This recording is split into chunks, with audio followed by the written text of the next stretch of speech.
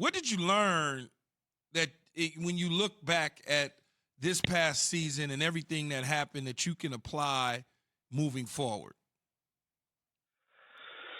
Cool. Well, first of all, I think you're always learning, and you better always be learning. But I think ultimately, one of my biggest jobs, perhaps the biggest job, is tapping into and getting the most out of, first and foremost, coaches and staff, but then players. And obviously every player is a little bit different. Pushing those buttons are important. And, I think this year, taking lessons with me that hopefully, help me to be a little bit better at that moving forward, of making sure my coaches are empowered the right way and freed up to coach at a really high level, but then making sure our players on a daily basis are, in the right frame of mind, and ready to go out there and be at their best. And I think a manager plays an important role in that. Aaron, did you ever feel like you were in limbo until this deal actually got done, or were you kind of confident the entire way? I didn't feel like I was in limbo. I knew, towards the end of the season, my conversations with Brian Cashman that, he certainly wanted me back, and I knew I wanted to be back. But there were things that, organizationally you got to go through, and I had a really good conversation with Hal Steinbrenner last Monday, and then where he informed me that, they did want me back, and I felt like I heard what I wanted to hear in that conversation that, allowed, my agent and Brian to then kind of work out a deal. So I don't think I ever felt in limbo. I never felt like it was a certainty that I was coming back, but was optimistic that we would be able to work something out. Talking to Yankees skipper Aaron Boone here on Keyshawn, JWill and Max. So I'm an insane Yankees fan since I was like 3 years old. And this iteration of the Yankees team that you have, a lot of big bats, and it's 3 true outcomes: league home run, strikeouts, and walks and everything. But when you look at the roster, I look at a guy like DJ LeMahieu, who can put the ball in play, who's versatile defensively. Do you have enough of those kind of players on this roster? Is that something that you're looking to as a manager? Like, I could use a couple more guys like that going forward.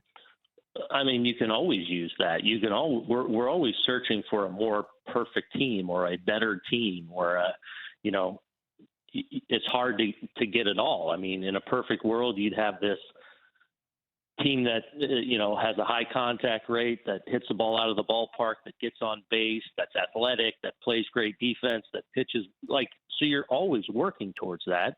It's hard to get that perfect team. So, I think on the offensive side, I think people obviously talk about, our power and our strikeouts, but, this year was an up and down struggle for us offensively. And I would say the biggest thing that hurt us was, especially because we're not a very fast team either, is we put the ball on the ground a lot, and the double play ball was something that really hurt us. I think more so than just, people talk about the strikeout. It was us putting the ball on the ground and really, ending a lot of rallies with double play balls. And that really hurt us this year, and something that hopefully we can improve on next year. Brian Cashman said that SS will be the main priority this offseason. Who will you guys be targeting in the offseason? I mean, we'll see. I mean, obviously there's a great crop out there. There's tremendous free agents that are going to be coming available. There's big time free agents coming available. We have some, a couple of our, best prospects, guys that we think are going to be really good players in this league for a long time, are getting close to the big leagues, and they're middle infielders.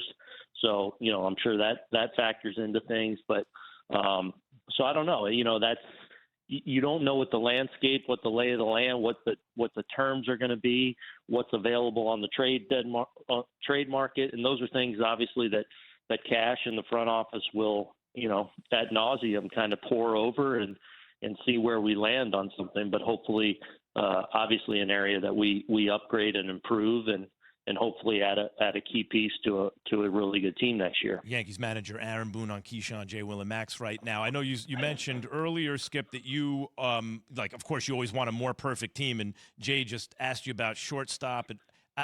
Just your personal preference, the way the game has changed, right? And looking for strategic advantages by getting offense at classically defensive positions.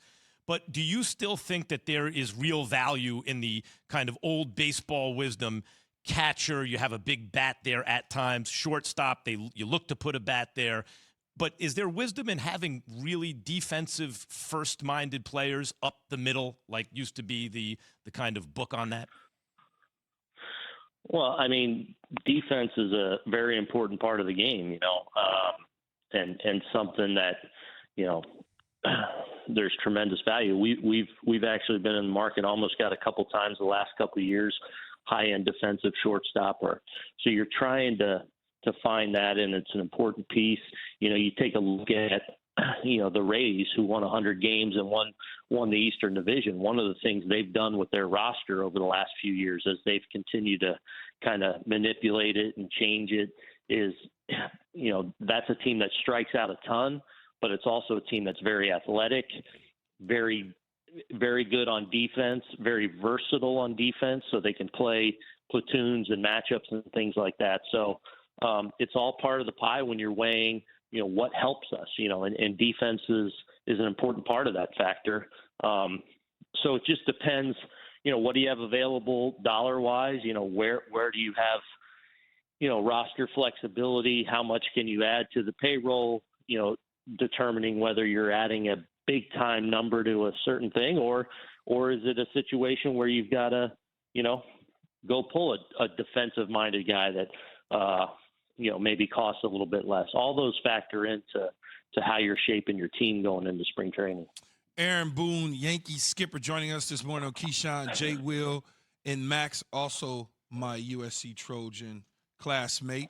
Aaron, when you look at Gary Sanchezs behind the plate, what's his future like, and what do you have in the farm system if something goes a different direction? Yeah. Well, first of all, our farm system, like I said, we have two really high-end middle infielders that are getting close. We do have a very strong catching crop kind of throughout, like in Double-A, A-ball. We've had a couple high picks that were catchers over the last couple of years. But as far as Gary goes, Gary got off to a really tough start offensively this year.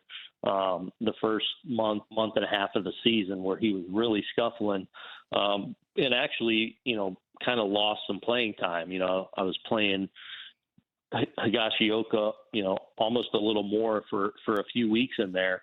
And to Gary's credit, Gary worked his tail off this year, not only to try and continue to improve defensively, but really made some in-season adjustments at the plate that allowed him to kind of get it rolling again in the middle of the season offensively. And he was playing really well for us on both sides of the ball. And then at the back end of the year, we had a couple weeks there in September where, he struggled, had some mistakes on defense, where it took hold as the narrative. But for the bulk of the season, Gary did a really nice job, not only digging himself out of an offensive hole where he struggled in the first couple months, but in the bulk of that season really made a lot of improvements defensively. And it's a tribute to, he doesn't get the credit for being the worker and the professional that he is. And the way he handled a lot of adversity this year made me really respect him as a person. Thanks for watching ESPN on YouTube. For live streaming sports and premium content, subscribe to ESPN+.